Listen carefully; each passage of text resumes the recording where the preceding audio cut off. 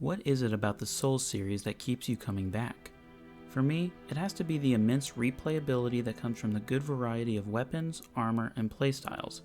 I have put many hours into this series, and there are still items I have never used or strategies I have implemented. I wanted to make this video as a way to catalog my journey in a way I haven't before in my favorite game of the series, Dark Souls 1. The gist of this challenge is that I can only use items that originate from the area that I am currently in. For example, I can only use Havel's armor in Anor Londo, because it can't be found elsewhere in the game. This isn't as straightforward as it sounds for some areas, but we'll cover that when it comes up.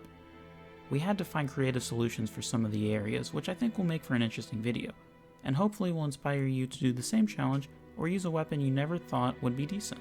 Now let's get into the rules, but first I must give credit to YouTuber JK Leeds for the inspiration for this video.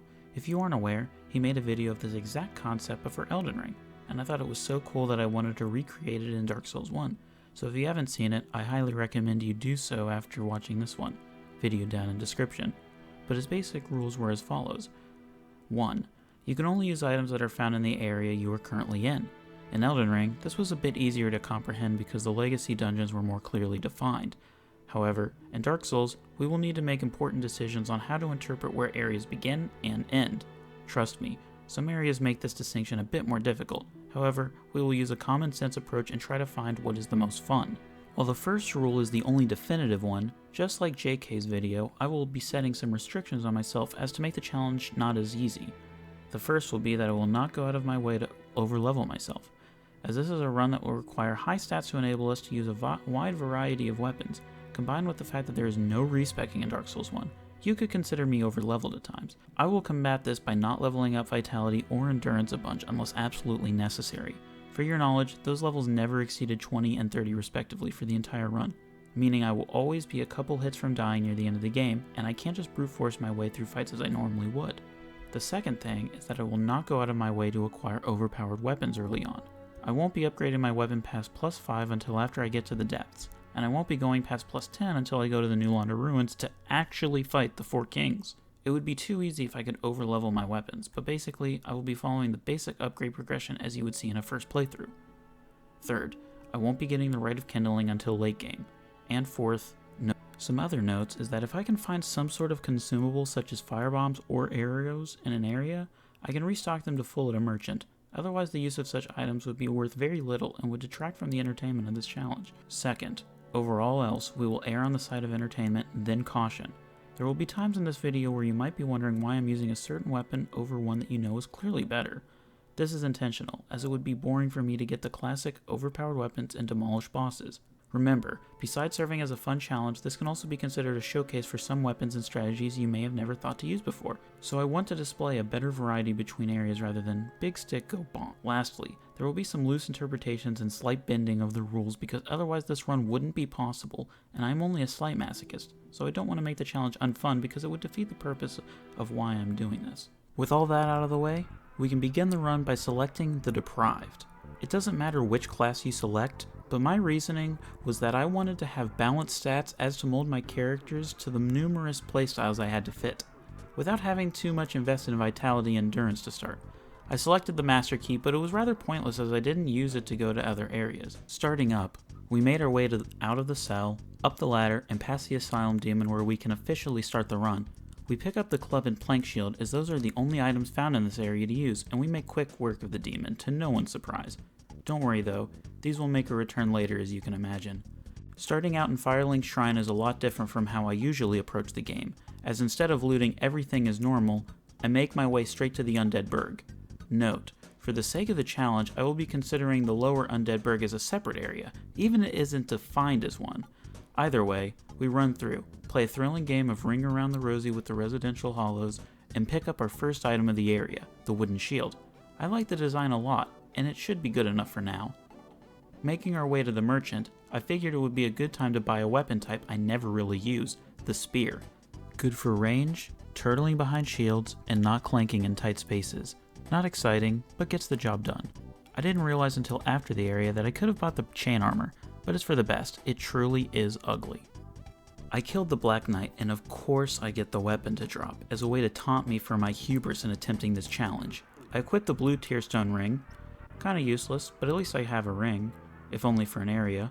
I decided to teach Havel about the dangers of gravity and headed my way to the Taurus demon. Again, not much to say. He's pretty easy. I even used a firebomb I got from a chest. Now I could tell you I didn't use the gold pine resin to make the fight more difficult, but that would be a lie. I just forgot about it.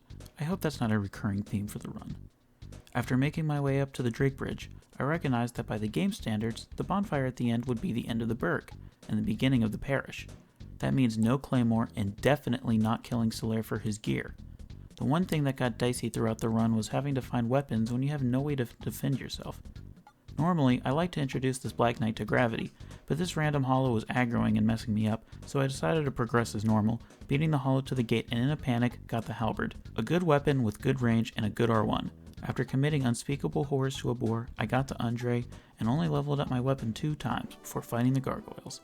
This fight is pretty standard and the halberd does more than enough damage to keep me from sweating, and I take them down first try. I could have used the gargoyle equipment, but I was already at the end of the area, so I didn't bother. With one bell rung, I made my way to the Darkroot Garden. Just to note, for this area, I am considering the area after the doorway to PvP Hell to be its own area. So for the Moonlight Butterfly, I was able to acquire the Elite Knight set, and the Partisan. It's just another spear, I guess. I also grabbed the Wolf Ring for extra poise, but surprise, surprise, I forgot to equip it. Not that it would have been that useful. I took 2 attempts at the butterfly before realizing I wasn't prepared. I did very little damage and couldn't survive the battle of attrition, so after a quick trip to +5, I got on my very next try. Neat. Next, the Lower Undead Burg. As mentioned before, the black leather set can be found in this little room, and the Mailbreaker can be found here.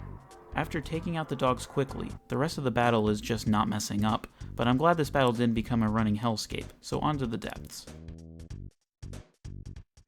This area was when I was first impressed with the challenge I was doing. The first thing I always do when I get to this area is jump over this rail, quickly grab the large ember, jump down the chimney, and would you look at that, a shield, and a spider one at that.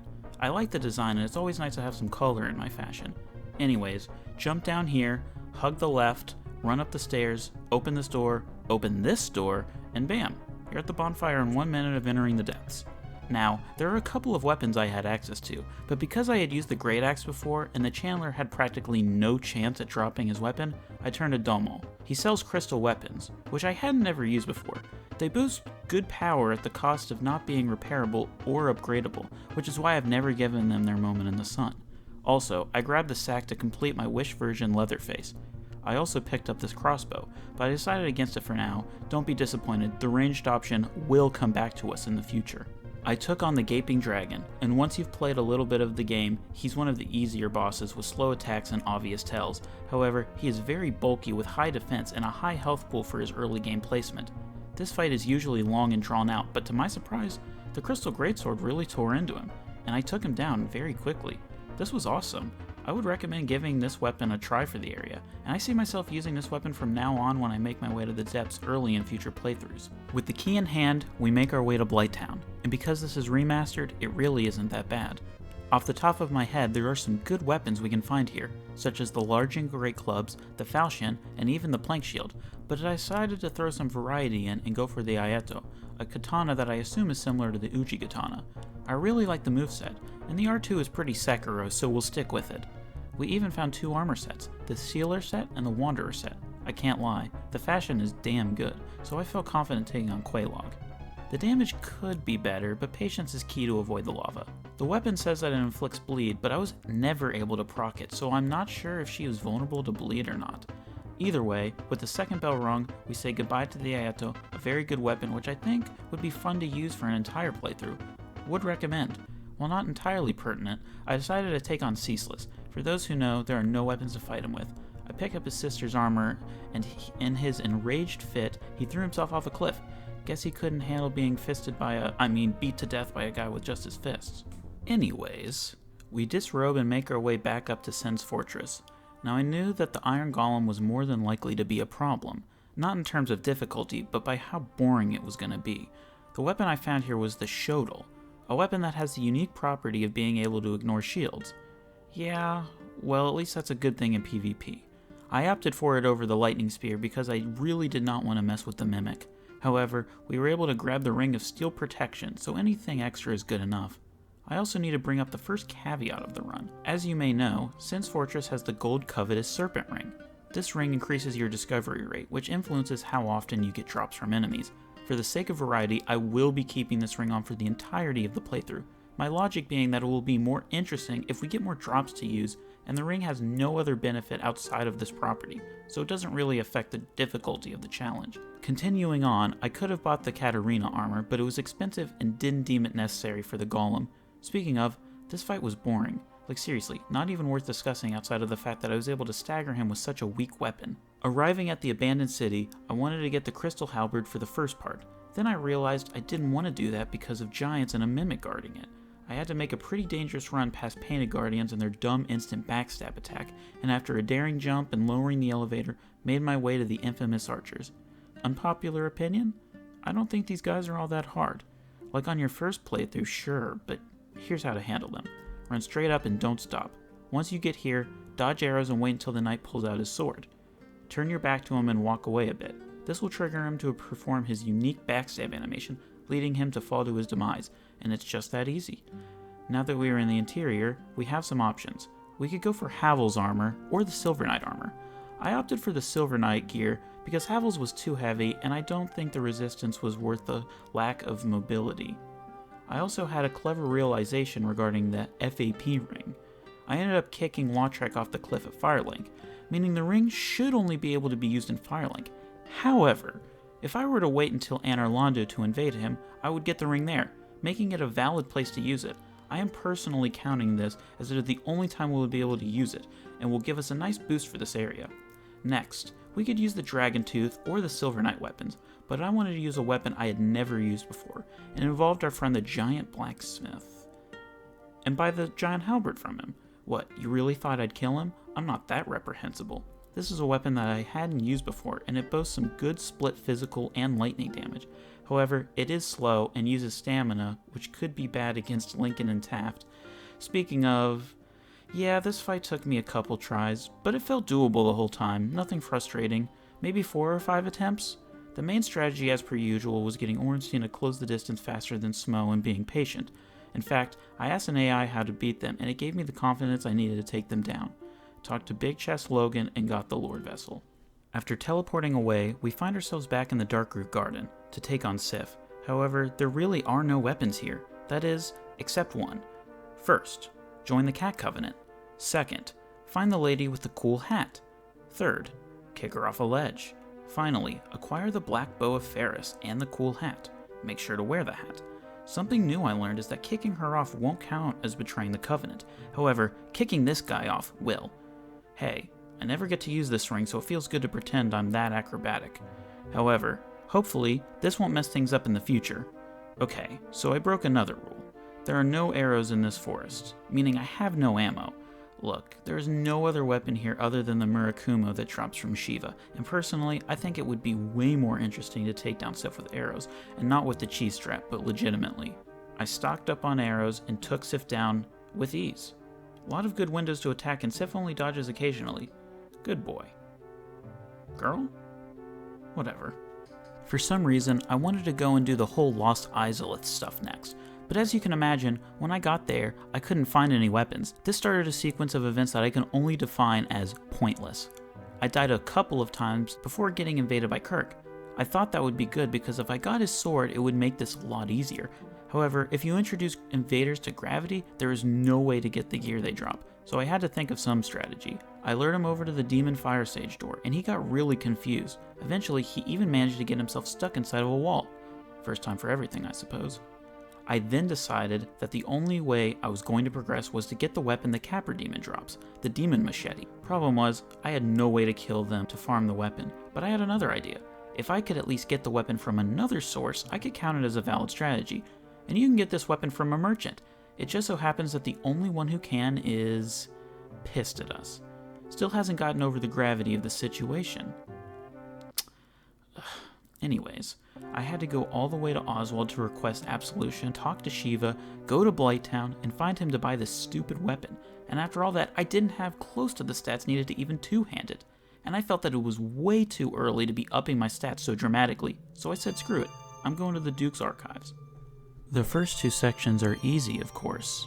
Just dodge the crystal men, dodge the crystal man, and get yourself wrecked by Seath with just barely avoiding Curse.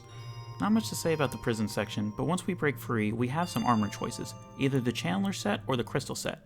I opted for the crystal set because it looks cooler. However, the only weapons available to me here were the crystal straight sword, which I bought from Domo for convenience, and this enchanted falchion. I could have farmed for the trident. Moving on. I went with a dual wield setup for fun, and this just proves why you shouldn't do that in this game. It's pointless. The crystal sword did more damage, so I swung with that hand primarily. Going through the cave, on the invisible bridges, hopefully there aren't any God damn it. Made our way to Seath, and this was gonna take a while, but the damage wasn't terrible. I died because I stupidly misjudged the range on this attack. Next try though, and it was just the constant back and forth you expect. I don't know why, but he was dead set on using the crystal explosion attack way more often than I had seen in previous runs. Either way, First Lord of Soul is mine. Next, I decided it was time, and fair enough, to get the Rite of Kindling since we were closing in on the latter part of the game. Making my way to the catacombs, it took a lot of juking of skeletons and necromancers to make my way into the main cavern. After getting wrecked once I made my way back and picked up our weapon for the area, the Lucerne.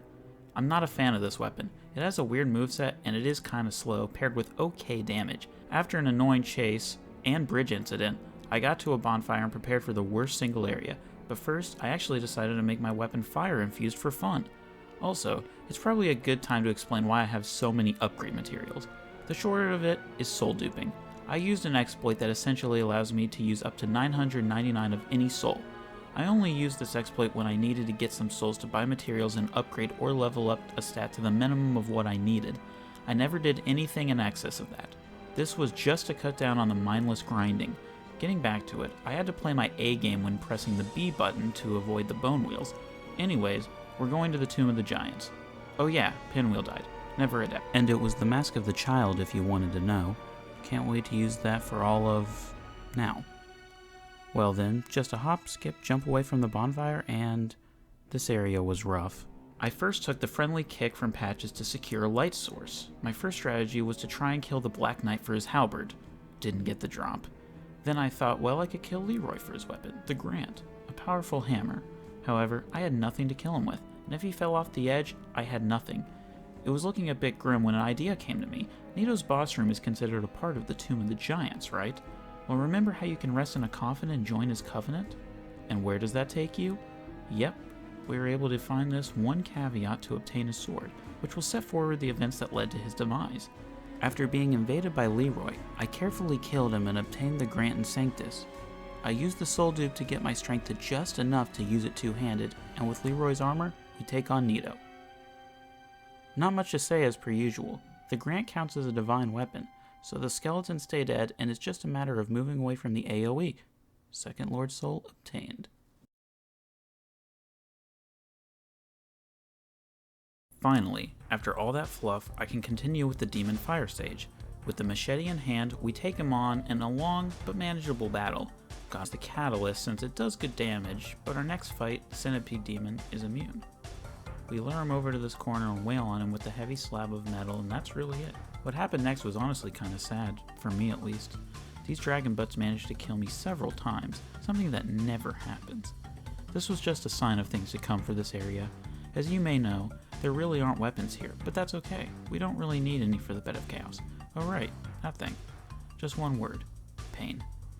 I used the patented strategy of kill orb, quit out, but the second orb was giving me trouble due to one-shot firearm, and me jumping at the wrong time and getting swept off the final branch. This boss took me the most attempts up until that point. I know it's the Bed of Chaos, but I'm still disappointed in myself. 3 down. At this point, I thought it'd be a good idea to head back to the asylum to pick up the doll and definitely not forget it. So in terms of equipment, there really isn't. I mean, yes, we could use the Black Knight's sword to kill Stray Demon, but that's not fun. I put Oscar out of his misery, and we got the Crest Shield and dusted the cobweb off the club for this long fight. A +5 weapon versus Stray was gonna take a while. No issues though, business as usual, got the doll, and got out. Next, we head off to the Painted World. Here's another issue. We have no weapons, and this place is quite crowded. I got some broken straight swords, but this isn't a Zero Lenny video, so that's a no-go. I got the blood shield, which I think is one of the most underrated shields, and I'm sad it never came back in the other games. However, I knew there would be one weapon we could use, Velka's rapier. Where was Velka's rapier, you ask? In the annex behind a locked door. Where's the key? Yep, sewer hell filled with all of the kind and peaceful inhabitants. After several attempts, I lucked into finding the key with only minor lacerations. Finally, the rapier. Since I was stuck in the painted world, we were stuck using it at +5. Also, I got the painted set. Looking good. Killed Jeremiah and got the slightly better but still bad whip. Then we took on Priscilla. But not before picking up this bad boy. I mean, come on. I had to. As we start the fight, I notice that the rapier isn't strong enough to unveil her from her invisibility, so that's nice. Just a couple of minutes of mindless poking and she went down. That sounded a lot better in my head. Either way, we take the plunge and return to go fight Gwendolyn. Of course, the problem was we were blocked from fighting him, but I was able to pick up a special tool and use it for later. Later arrived in more ways than one, and we went off to fight Gwendolyn. I was also able to make use of the Hawk Ring. Honestly, can't say I've ever ranged him to death, but this was fun and satisfying to me. Would recommend if you want to take out some pin-up frustration. At this point, we have every single base game boss defeated, so it's time to start the DLC. You know the deal, rescue the Hydra, kill the Dusk, take back what is his, and make our way to our first DLC area, the Sanctuary Guardian. At the end of the area is the Sanctuary Guardian. We are going to use... Oh, that's right. There's nothing in this area, meaning if we want to access the rest of the bosses, we have to make it past with absolutely nothing. We might have to end it here, unfortunately. Come on now, you think I didn't see this coming? This was a part I was dreading. For this, we're going to need to bend the rules a bit. As you may know, there's one weapon here, but it's attached to this guy's tail. Get the tail, get a weapon. However, I don't think it's possible to cut off his tail with just my bare fist, and I honestly didn't want to lose my sanity trying. So all we're going to do here is pick any weapon that has strong potential. Yeah, this should do it, and apply pressure to affected area. Okay, cool. We now have a whip. Wow, this does not look good. I upgraded it to +10, and oh, okay, this is totally doable. I don't know why I was so worried. After some patience, this boss goes down and we can see the rest of the DLC. So for the Artorias area, we have, well, let's be honest, nothing. I can use some of these spells from Elizabeth, and Hidden Body is nice here, but nothing of substance. And trust me, I tried fighting Artorias with just this catalyst. Yeah, this isn't happening. And I've seen enough Backlogs videos to know Artorias with the black firebombs from Chester isn't going to cut it. So we do have some options. The enemies in this area, specifically the giants and the mossmen with the forks, have a very low chance of dropping their weapons. We can take down the mossmen with ease, but the guardians? Yeah, fork it is. However, it has a low drop rate, around 1%. This is going to take a while. Get some humanity with the ring, and oh. Well, this was my first run around the area. This saves a lot of time. Look at this thing, so goofy. And this R2, could this be another challenge video? Anyways, I upgraded the fork and Artorias was more than doable. I know his moveset better than I know myself. Then I discovered the R2 was actually not as derpy since you only flop like a fish if you miss your target. Oh well. Moving on, I come to a kind of harrowing realization. Where are all the weapons in the township? They don't exist. Like seriously, there are no weapons in the township or the chasm. This could be bad, but we have a workaround for now. I gather the crest key and free Goff, meet Calamite, have Goff meet Calamite, and this is where a decision had to be made. Kieran is in this area where Artorias was.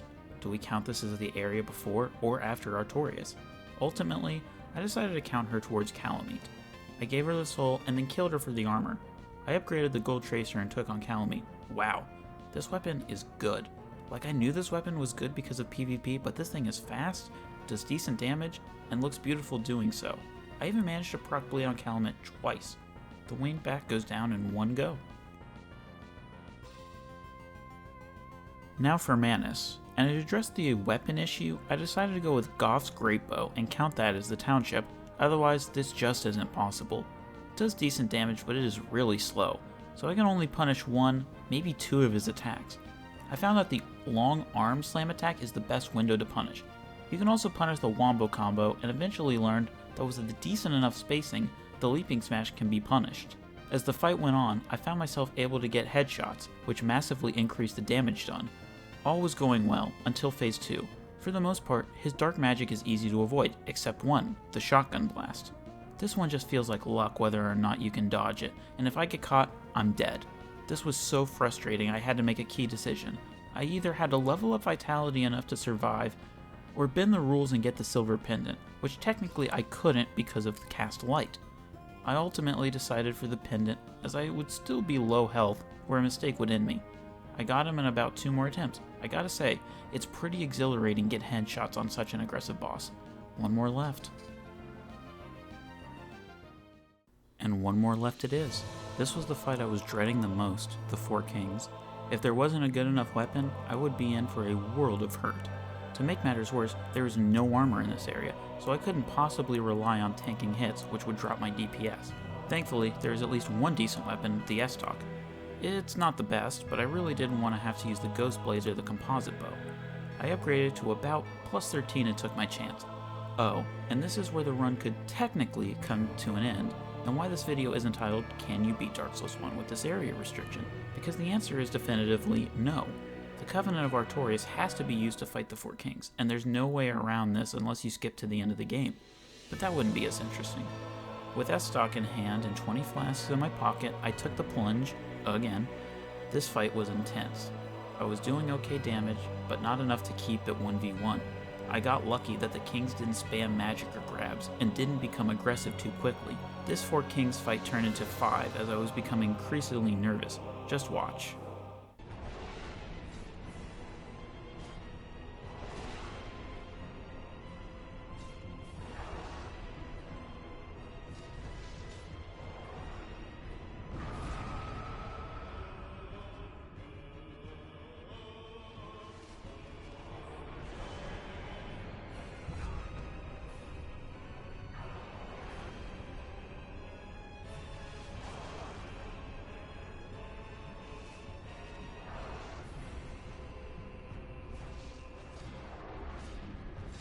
Oh my god.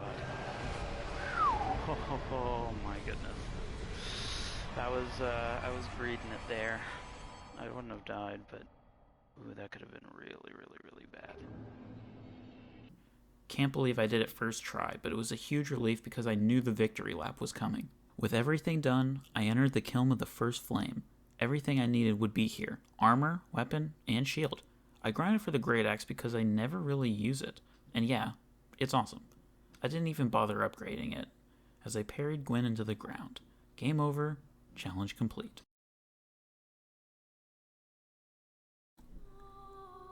If you've gotten this far, thank you. This is actually the first video I've ever made, and I wanted to put some effort into it. I wanted to make something I was proud of and that people would enjoy watching, and I appreciate anyone who has.